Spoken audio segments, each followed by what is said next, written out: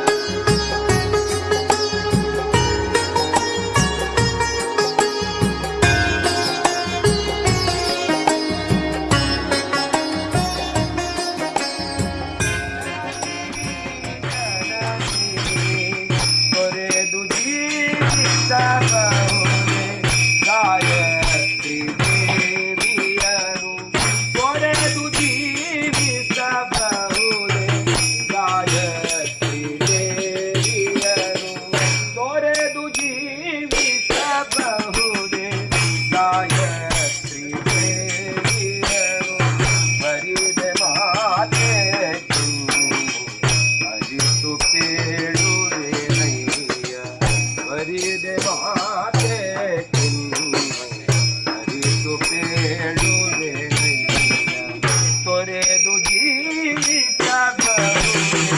ಗಾಯತ್ರಿ ದೇವಿಯರು. ಶ್ರೀಕ್ಷೇತ್ರ ಕೊಂಡೆ ಊರಿನ ಪುಣ್ಯ ಮನ್ನಲಿ ಶ್ರೀಕ್ಷೇತ್ರ ಕೊಂಡೆ ಊರಿನ ಪುಣ್ಯ ಮನ್ನಲಿ ಗುರು ನಿತ್ಯಾನಂದರ ಪಾದ ಸ್ಪರ್ಶದ ಮಣ್ಣು ಗುರು ನಿತ್ಯಾನಂದರ ಪಾದ ಸ್ಪರ್ಶದ ಮಣ್ಣು. ನಾವೇ ಪುಣ್ಯವಂತರು ನಾವೇ ಭಾಗ್ಯವಂತರು ನಾವೇ ಪುಣ್ಯವಂತರು ನಾವೇ ಭಾಗ್ಯವಂತರು. ಬಿಡಲಾರೆ ಕಾಯೇ ನಿನ್ನ ದಿವ್ಯ ಚರಣವಾ.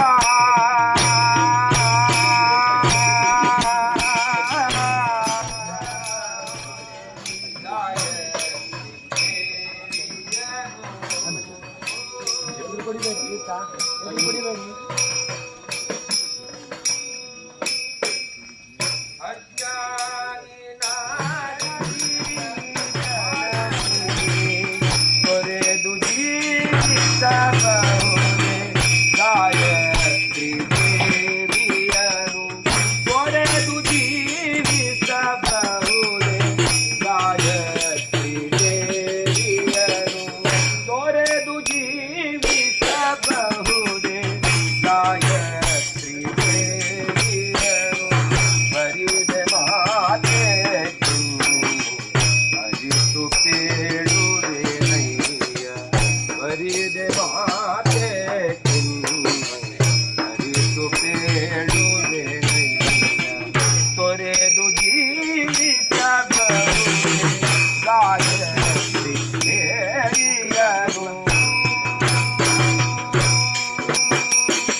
ಶ್ರೀಕ್ಷೇತ್ರ ಕೊಂಡೆ ಊರಿನ ಪುಣ್ಯ ಮನ್ನಲಿ ಶ್ರೀಕ್ಷೇತ್ರ ಕೊಂಡೆ ಊರಿನ ಪುಣ್ಯ ಮನ್ನಲಿ ಗುರು ನಿತ್ಯಾನಂದರ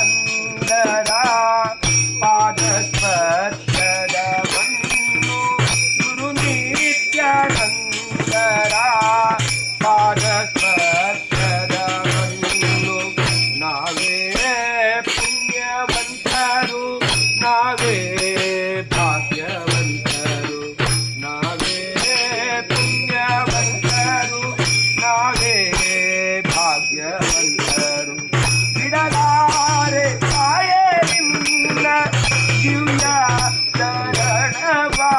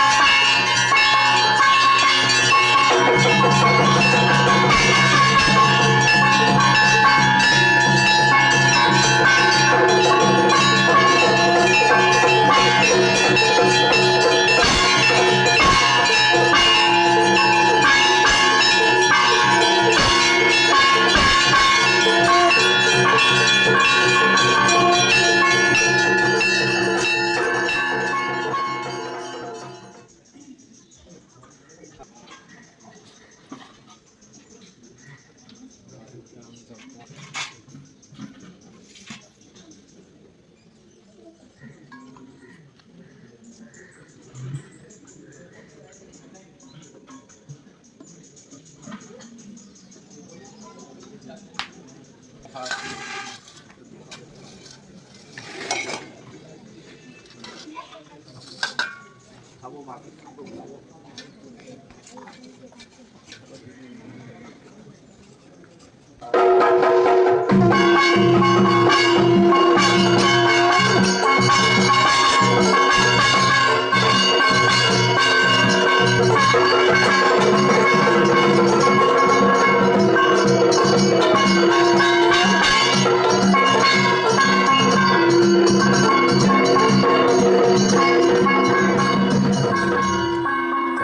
ವ್ರತ ಆರಂಭ ಆಗಿತ್ತು. ಇವತ್ತು ಭಾದ್ರಪದ ಮಾಸದ ಶುಕ್ಲ ಪಕ್ಷದ ಅಂದರೆ ಇವತ್ತು ಪೌರ್ಣಮಿ ಇತ್ತು. ಇವತ್ತಿಗೆ ಚಾತುರ್ಮಾಸದ ಒಂದು ಹಂತದ ವ್ರತ ಮುಗಿಯಿತು. 2 ತಿಂಗಳು ಪಕ್ಷೈಹಿ ಮಾಸಾಹ ಅಂತ ಹೇಳಿದ ಹಾಗೆ ಒಂದು ಪಕ್ಷವನ್ನು ತಿಂಗಳು ಎಂಬಂಥ ಪರಿಗಣನೆಯಲ್ಲಿ 4 ಪಕ್ಷವನ್ನು 4 ತಿಂಗಳು ಅಂತ ತಗೊಂಡಂಥ ರೀತಿಯಲ್ಲಿ ಚಾತುರ್ಮಾಸ ಅಂತ ಇವತ್ತಿಗೆ ಮುಗಿಯಿತು. 4 ತಿಂಗಳು 4 ರೀತಿಯಲ್ಲಿ ಆಹಾರ ಪದ್ಧತಿ ವ್ಯವಸ್ಥೆಯಲ್ಲಿ ವ್ರತಗಳಿದೆ. ಆರಂಭದ 1 ತಿಂಗಳು ಶಾಕಾಹಾರ ವ್ರತ ಅಂತ, ಮತ್ತಿನ ತಿಂಗಳು ದಧಿ ವ್ರತ ಅಂತ. ಅದರ ನಂತರ ಈಗ ಮೊನ್ನೆ ಏಕಾದಶಿಯಿಂದ ಮೊದಲುಗೊಂಡು ಇನ್ನು ಮುಂದಿನ 1 ತಿಂಗಳು ಕ್ಷೀರ ವ್ರತ ಅಂತ. ಆ ನಂತರ ಮತ್ತೆ ಉತ್ಥಾನ ದ್ವಾದಶಿ ಹೊತ್ತಿಗೆ ಮುಕ್ತಾಯ ಆಗುವಾಗ ಕೊನೆಯ ತಿಂಗಳು ದ್ವಿದಳ ಧಾನ್ಯ ವ್ರತ ಅಂತ. ಆಹಾರ ಕ್ರಮಗಳಲ್ಲಿ ವ್ಯತ್ಯಾಸ. 1 ತಿಂಗಳಲ್ಲಿ ಶಾಕಾಹಾರಗಳನ್ನು ಸೇವಿಸಲಿಕ್ಕಿಲ್ಲ. 2ನೇ ತಿಂಗಳು ದಧಿ ಸೇವಿಸಲಿಕ್ಕಿಲ್ಲ, ಮೊಸರು. 3ನೇ ತಿಂಗಳಿಂದ ಈ ತಿಂಗಳಿಗೆ ಹಾಲಿನ ಸೇವನೆ ಇಲ್ಲ, ದೇವರಿಗೆ ನೈವೇದ್ಯದಲ್ಲಿ ನಾವೀಗ ಬಳಸುವಂಥದ್ದು.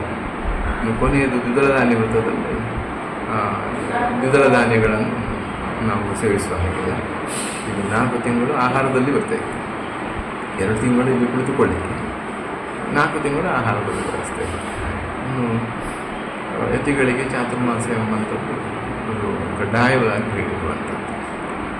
ನಾವು ಒಂದು ಕಡೆ ಇದ್ದುಕೊಂಡು ನಮ್ಮ ಅನುಷ್ಠಾನಗಳನ್ನು ಮಾಡಿ ವರ್ಷ ಪೂರ್ತಿಗೆ ಬೇಕಾದಂತಹ ಶಕ್ತಿಯನ್ನು ದೇವರಿಂದ ಪಡ್ಕೊಳ್ಳೋದು. ದೇವರು ಯೋಗ ನಿದ್ರೆಯಲ್ಲಿರುವ ಕಾಲ. ಈ ಕಾಲದಲ್ಲಿ ನಾವು ದೇವರ ಸ್ಮರಣೆ ಮಾಡುತ್ತಾ ಒಂದೆಡೆ ಇದ್ದುಕೊಂಡು ಅನುಷ್ಠಾನ ಅಧ್ಯಯನ ಮಾಡಿಕೊಂಡು ಸಮಾಜದ ಹಿತಕ್ಕಾಗಿ ದೇವರನ್ನು ಪ್ರಾರ್ಥಿಸ್ತಾ ಇರಬೇಕು ಎಂಬುದು ನಿಯಮ. ಹಾಗಾಗಿ ಚಾತುರ್ಮಾಸ ವ್ರತ ಇವತ್ತು ಸಂಪನ್ನಗೊಂಡಿದೆ. ನಾವು ವ್ರತ ಆರಂಭದಲ್ಲಿ ಏನು ಸಂಕಲ್ಪ ಮಾಡಿ ಏನು ವೃತ್ತಿಗೆ ಇಟ್ಟಿರ್ತೇವೆ, ಇವತ್ತು ಸಮಾಪ್ತಿ ಆಗುವಾಗ ಅದನ್ನು ನಮ್ಮ ನಕ್ಷತ್ರವನದ ಕೆರೆಯಲ್ಲಿ ಅದನ್ನು ವಿಸರ್ಜನೆ ಮಾಡಿದ್ದೇವೆ.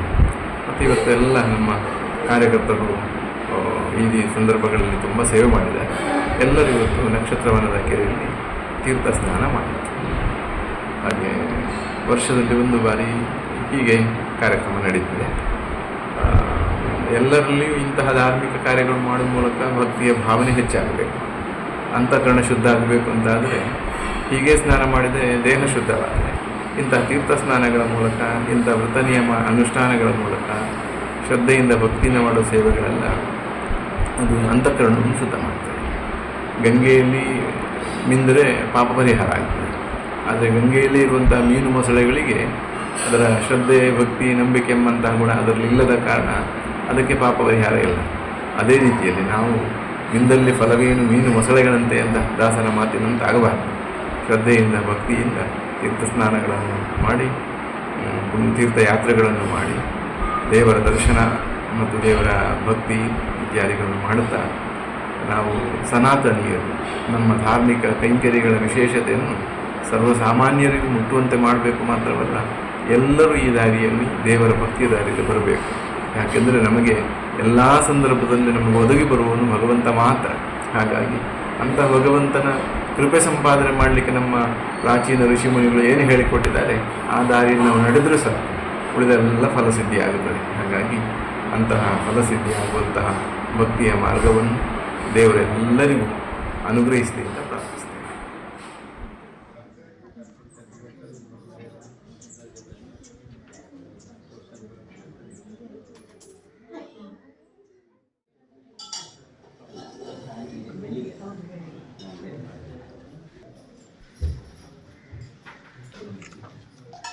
ಸ್ವಲ್ಪ ಆದ್ವಾರದಿಂದ ಹೊರಗೆ ಹೋಗಿ ಅಂತರಿಕ್ಷ ಆದವರು ಆದ್ವಾರದಿಂದ ಹೊರಗೆ ಹೋಗಿ ದಯವಿಟ್ಟು ಆದ್ವಾರದಿಂದ ಹೊರಗೆ ಹೋಗಿ ಹೊರಗೆ ತೆಕ್ಕೊಳ್ಳಿ.